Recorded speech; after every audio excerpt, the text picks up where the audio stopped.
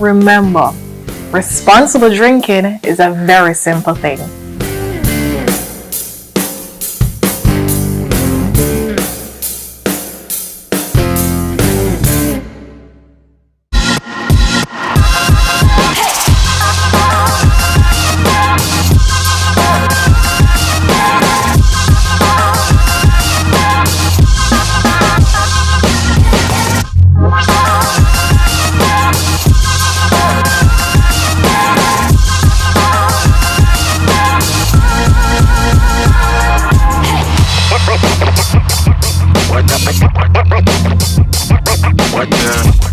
Fan Central Pitchside brought to you by Edgecam in Financial Corporation, Connex Services, Texaco, Jamaica Stock Exchange, and Sunshine Snacks.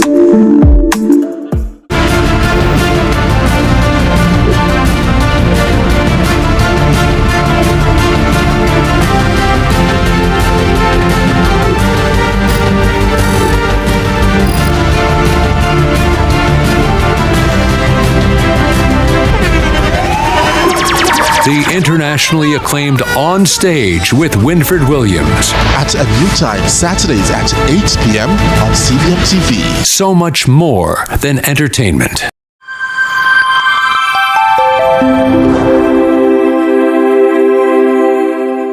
Small business owners and independent contractors get affordable insurance with Sagicor Pro Shield. The time by Sagicor Life is 7 o'clock.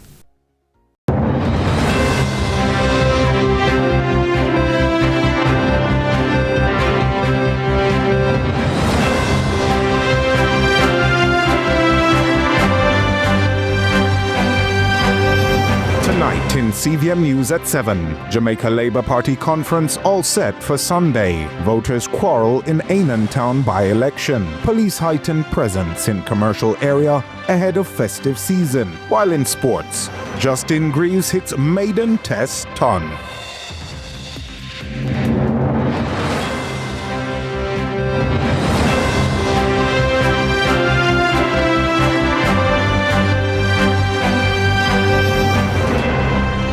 From Kingston, Jamaica, this is CVM News at 7, the weekend edition.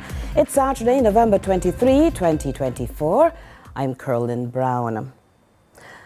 The 81st staging of the Jamaica Labour Party's conference themed Active and Strong is slated for Sunday, November 24 at the National Arena. Party officials eagerly preparing for a large turnout have been sending out strong messages encouraging supporters to facilitate smooth operations this weekend. Courtney Lewis reminds what to expect in this report. With its 81st annual conference fast approaching, the Jamaica Labour Party is committing to what it describes as serious politics. Speaking at a media briefing on Thursday, Deputy Leader Desmond McKenzie says the $76 million conference emphasizes the strength of the party to serve the Jamaican people. The Jamaica Labour Party is without doubt the stronger political party. We have better policies, stronger team, and we have perhaps the greatest political leader of modern time, Dr. the Most Honorable Andrew Holness. But in celebrating the party, the public is reminded of strict guidelines as no weapons nor vuvuzelas will be allowed at the National Arena on Sunday. No firearms or no weapons of any sort.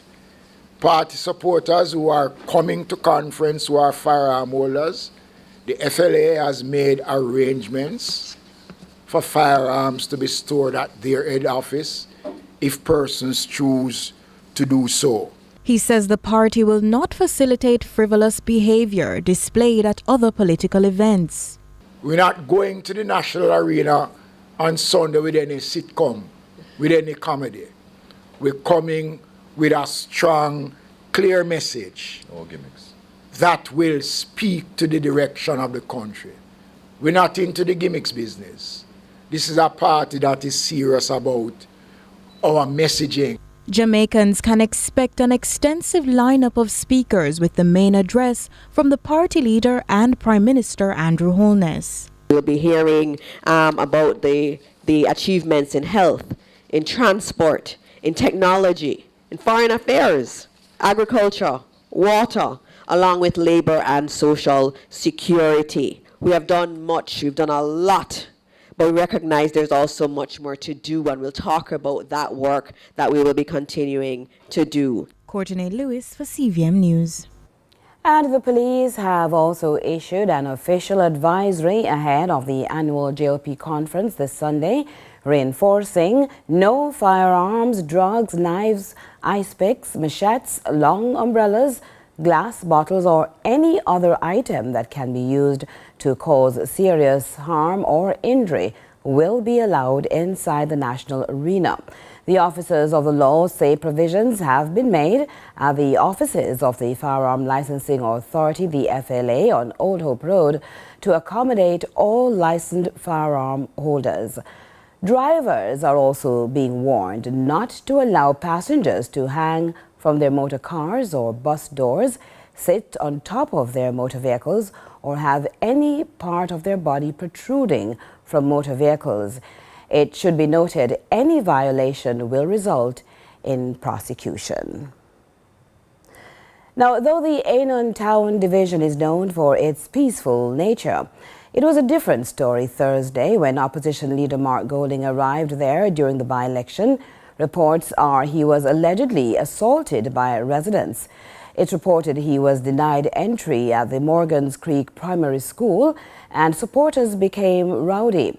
There was, however, a quick security response. As Courtney Lewis tells us, councillor for the division, Delroy Dawson, describes the incident as unfortunate.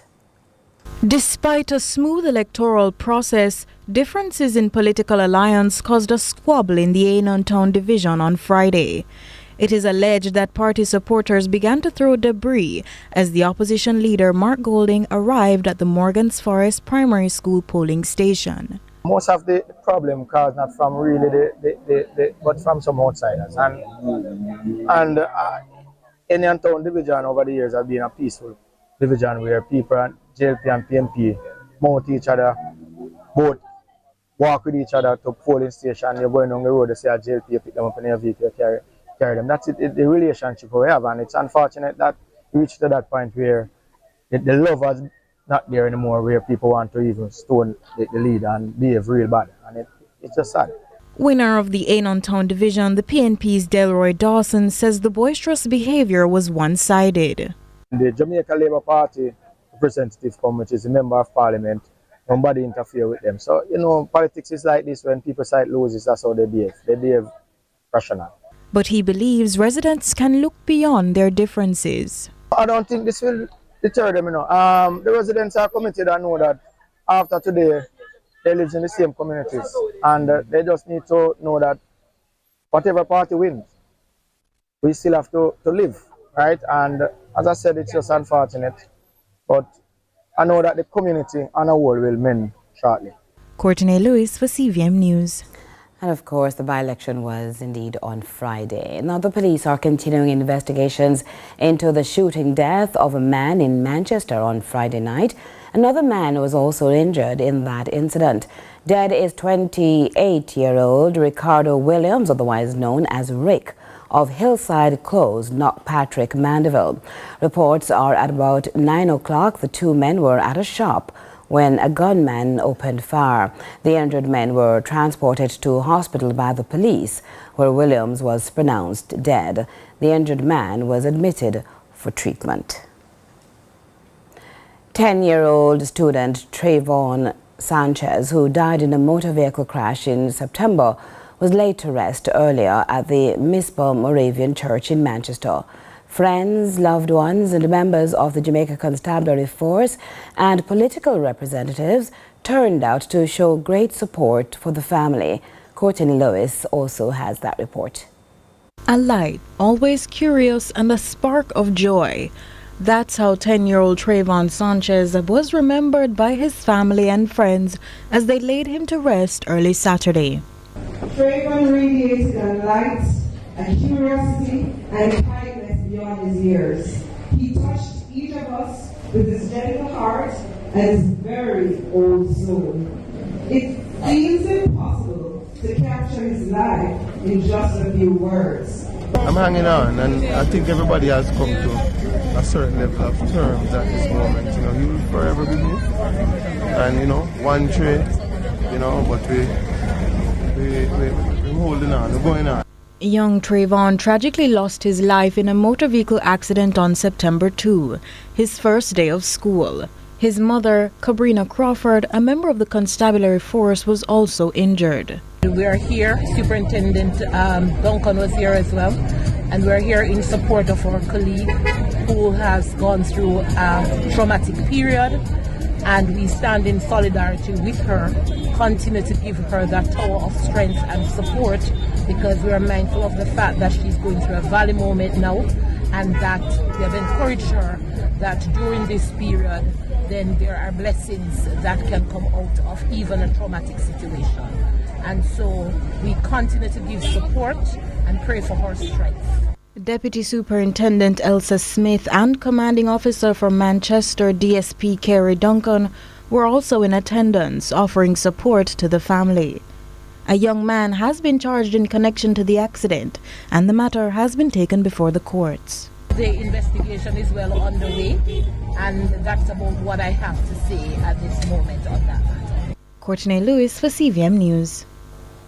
Vendors in downtown Kingston have agreed to follow new regulations as police ramp up patrols ahead of the Christmas season in the commercial district. Britannia Witter has more in this report. Vendors operating on Beckford Street have pledged to abide by the rules set out by the Kingston and St. Andrew Municipal Corporation as they continue to conduct business in the busy commercial area.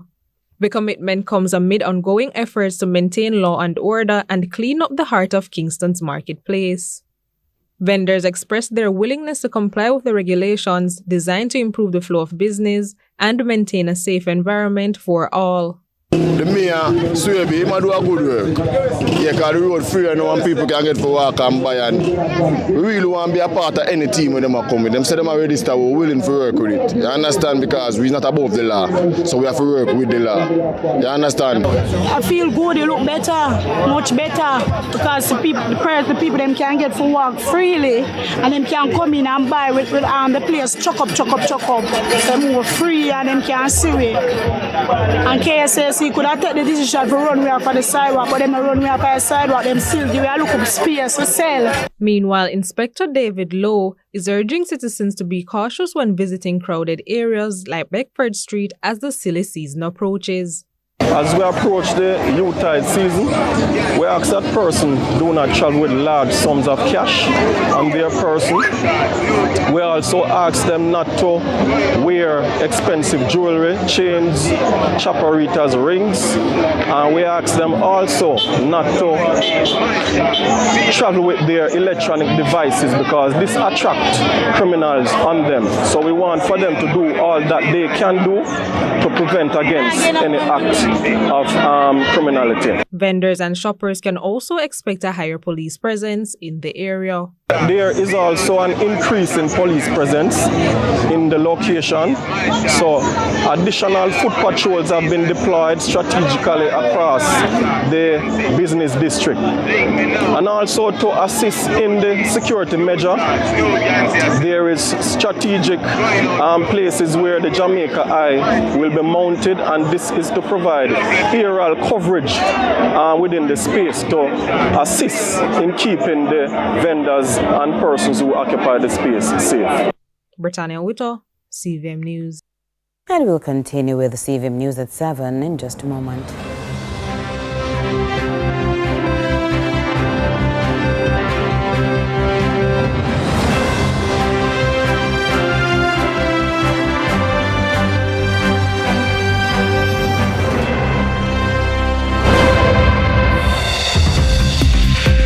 Walls and all the spaces in between. Our knowledgeable sales consultants are happy to help create your beautiful finish with the latest designs in first quality porcelain, wood look, vinyl, mosaics, natural stones, and countertops. At Creative, you will get every tile you need for your residential or commercial projects. Creative Building Finishes, your one-stop shop for everything tiles. Visit our showroom at 5 Red Hills Road or call 876-929-5553. Get tiles, get creative. Welcome to Family Feud, everybody!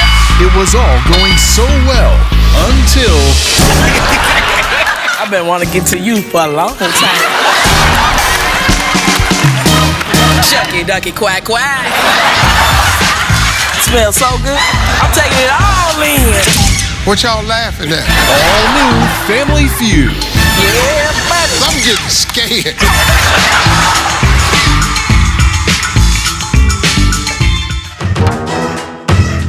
Brought to you by We Are the Caring Store, waiting to serve you. It's time to experience independent living. Visit us today. You know my heart goes crazy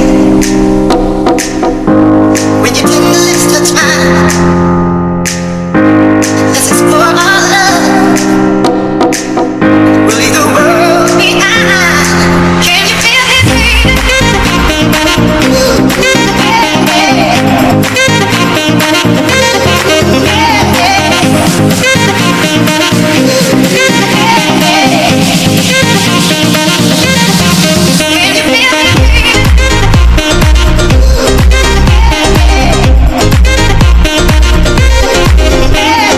This is Schoolboy Football, September 7 to December 14 on CVM TV. This is Schoolboy Football, brought to you by EdgeChem, in financial cooperation, Texaco, Connect Services, Jamaica Stock Exchange, and Sunshine Snacks.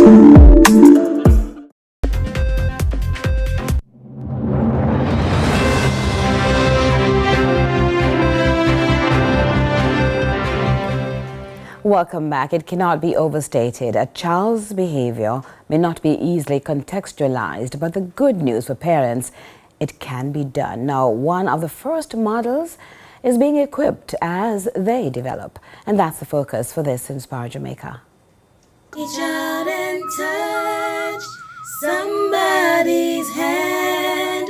Make this world a better place if you can. Those bags belong to children who have been diagnosed with behavioral problems. Now, what we have found out is that the effective intervention for these children is necessary because so very often their behaviors are misinterpreted.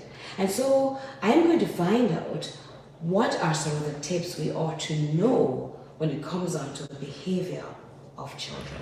Shirley Bryce is doing what she does. She's always busy behind the desk.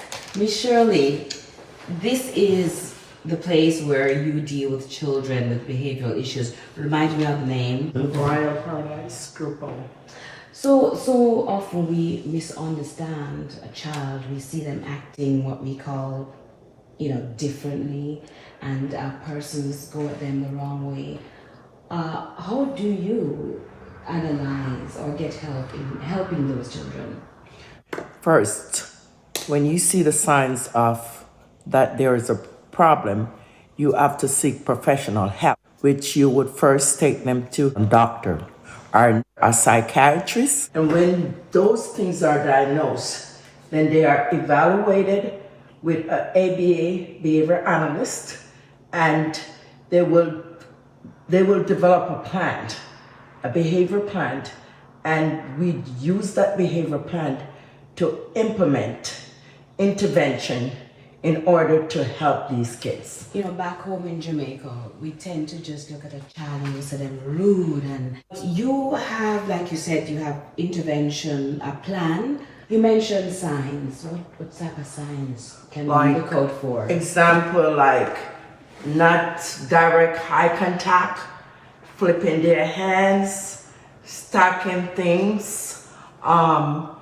If you ask them to do a task and they don't want to do that task, they will have a behavior or have a tantrum.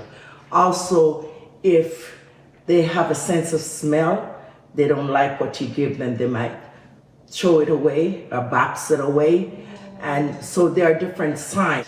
They do have a problem, and we need to educate our parents, our community, especially teachers, of these signs that we can seek the proper intervention for these maladaptive behaviors. Your group home, you have children from different nationalities? Yes, I do. Different race, different nationality. We have Jamaicans also here.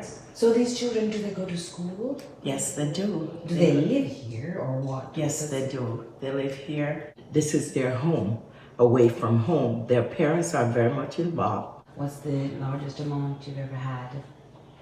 Each home has 6 children. And we have a total of 18 staff members. I'm sure you've had lots of success stories. Some children cannot be helped, so to speak, but you take them to a certain level, is that it? I have kids that go home and kids that goes on their home, live in their own apartment, and they go back home to their family. And I'm sure that makes you feel good. Yes, your hard it does. work pays off. Yes, it does. So once again, remind us of some of the things we should not do when we see a child acting up. We should not speak loud to that child. We should speak in a low tone of voice. We should also try to seek professional help to get that child evaluate, get a support group that we can evaluate a child, see what the problem is. Once we have education, we will know what to do and to seek intervention and help for our children. Because we really want our children around. Yes. And we want them to be good children. Yes. Family. So before you act, once you see a child, please think about what you're doing now and what you say to them, right? Yes, exactly. Thank you so much. Yes. That's it for Inspire Jamaica for this week. I'm Caroline Brown. Let's continue to inspire Jamaica. And we can now go to regional and international news.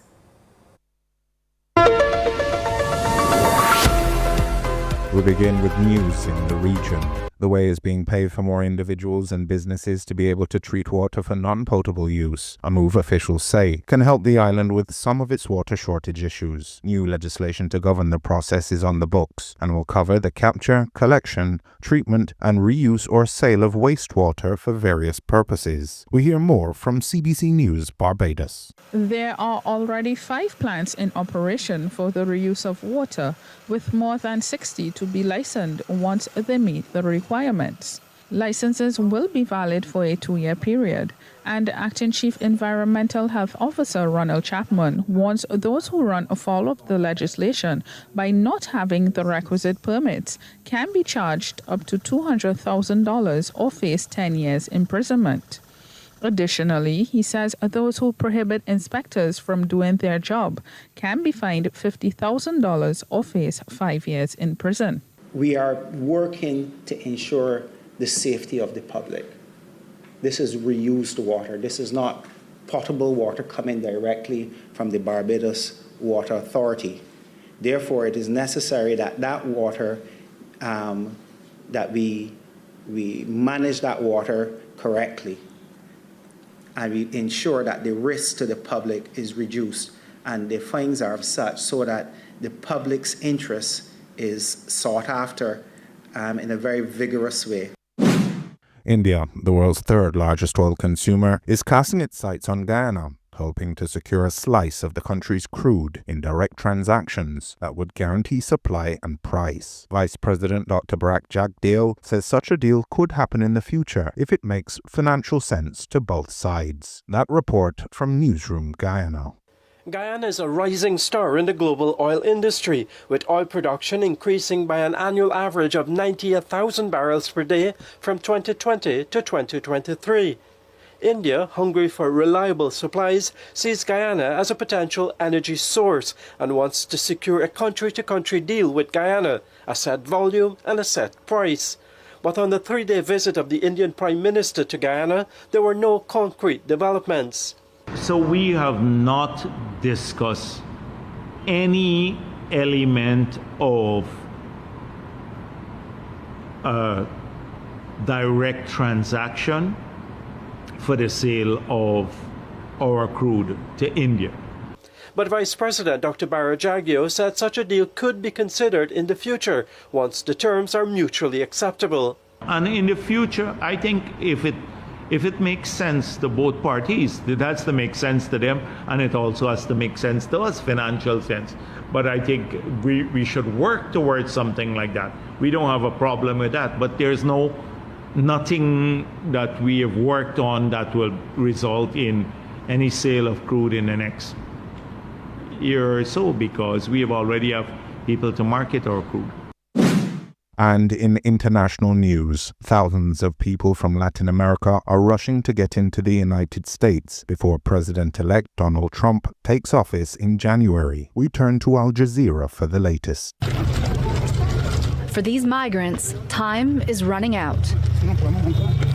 After weeks of traveling on foot from countries in South and Central America, they believe they have to get to the border with the United States now.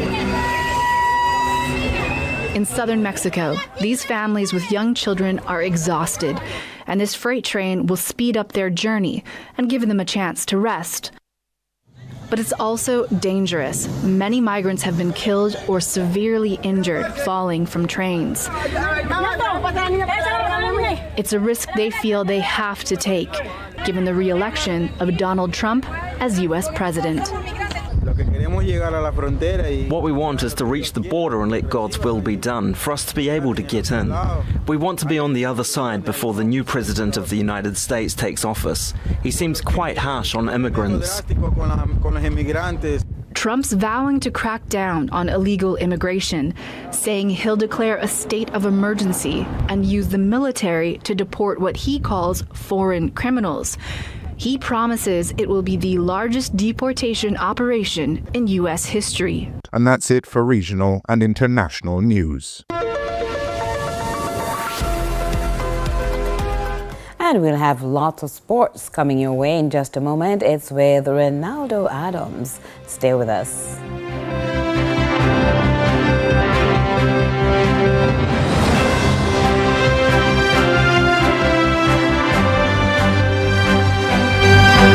To the future. Join the JPS Foundation at the Climate Action Conference and Expo on November 30 at the Chinese Benevolent Association. Hosted by CJ Sparks and Paula Ann Porter-Jones. Explore Sustainability City, meet our Power Up Energy Club Innovation Challenge finalists. And check out career options at the Career Corner. Test drive electric cars and dive into cutting-edge tech. Plus, our immersive teaching tunnel will show you how you can take action for a sustainable future. Follow us on IG and Facebook at JPS Foundation to learn more.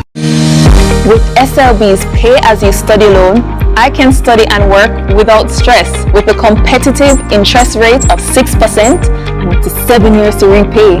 I have the affordability to invest in my future while managing other responsibilities. SLB empowers my future.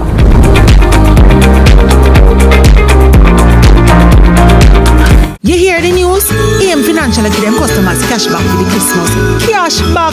You can get up to $15,000 with every loan disbursed. True. Plus, them increase them loan amount so you can get anything you want. And with every loan, you get a free gift. Free! Apply now at loansale.amfinancialja.com or WhatsApp 876-437-3982. Make sure you apply early. Promotion ends January 31st. Conditions apply. What do these people know that you don't know? They understand how listing on the Jamaica Stock Exchange can improve the profitability of their company. They know the potential for increasing the company's capital, the governance requirements, the tax responsibilities, the ownership implications, and the procedures for listing. They have the knowledge to make an informed decision on whether or not to go public. Knowledge is power. If you don't know, you can't act. Begin a conversation with the Jamaica Stock Exchange to gain the information you need to make a decision. I'm Stafford Burrows. I'm Marilyn Burrows. My name is Hugh Graham. I'm John Mahfood. My name is Derek Cottrell, and we are listed on the Jamaica Junior Stock Exchange. Give us a call today at 876-967-3271 to begin your transformation through conversation. We want to see your company listed on the Jamaica Stock Exchange.